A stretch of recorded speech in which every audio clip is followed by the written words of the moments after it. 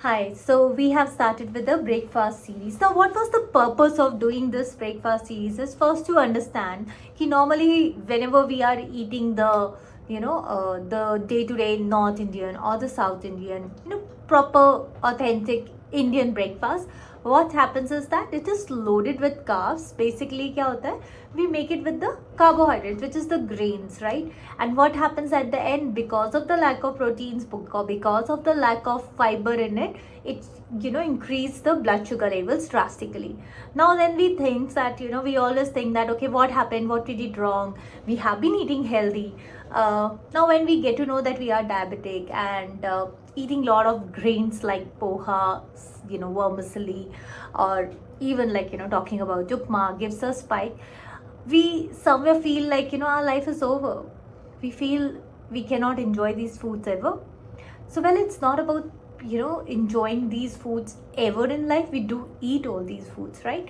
What we can do is we can flip the ingredients, we can make it more loaded with fiber, proteins, and keeping the carbohydrates and the grains in a little smaller quantity so that we don't get the spike. Now the day one, what we sent is that I shared with you the picture of a Poori with aloo, which is very common in North as well as in South India, right?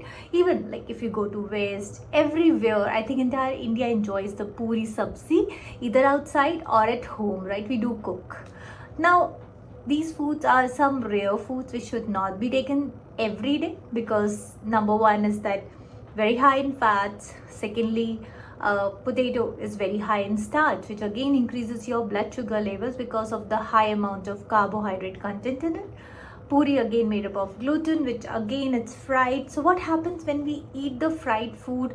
One is the overall glycemic load of the food increases. The intensity of increasing the blood sugar levels also goes high.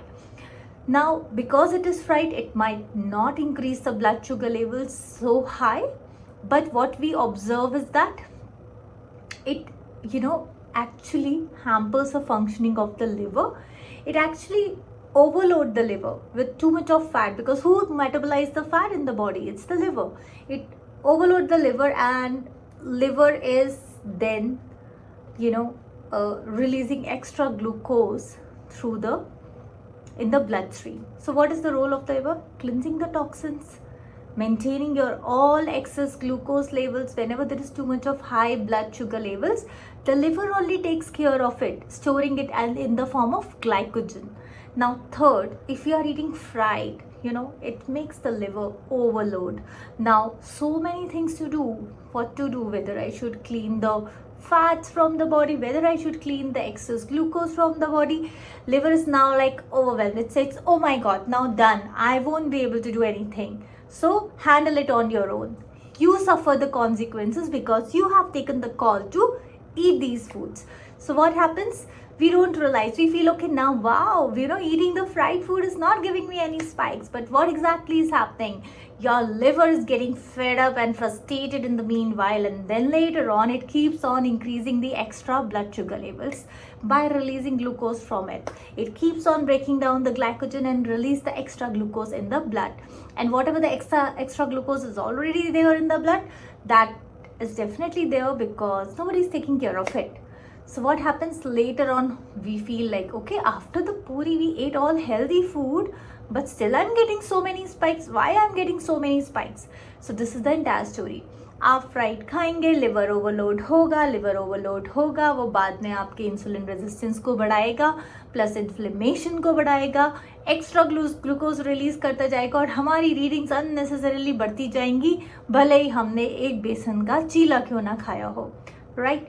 तो क्या होता है, हमें ये समझना है what we are eating, whether the breakfast item or the lunch item or the dinner item, how it is impacting the blood sugar levels. One thing, what is the glycemic load of that food? Both the food, compare it, which one is a better choice.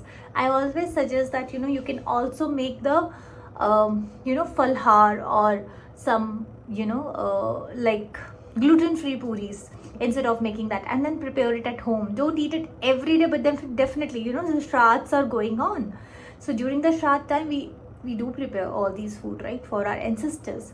We prepare puris, we prepare aloo sabzi, we prepare chola, whatever our ancestors used to like to give them the little respect, right? And to remember them during these, auspicious, during these days of Shraddh. So what I suggest is that please be very mindful. Whenever you are having the puri, take the apple cider before the meals. See that you are not having every day. Today I had it at my home because my Dadaji's Shraddh. Tomorrow I will go to my in-laws place or to my parents place and eat something over there because there's somebody else to Shraddh, somebody else relatives passed away. So that chain will never end. Bring a pause to it. If you're going somewhere out, take the sabzis, take the raita, have that, and avoid eating any sort of puris and all if you already cheated. So once a month having some unhealthy stuff for once in a while, not an issue, but every day definitely going to take a toll on your health. So be very careful.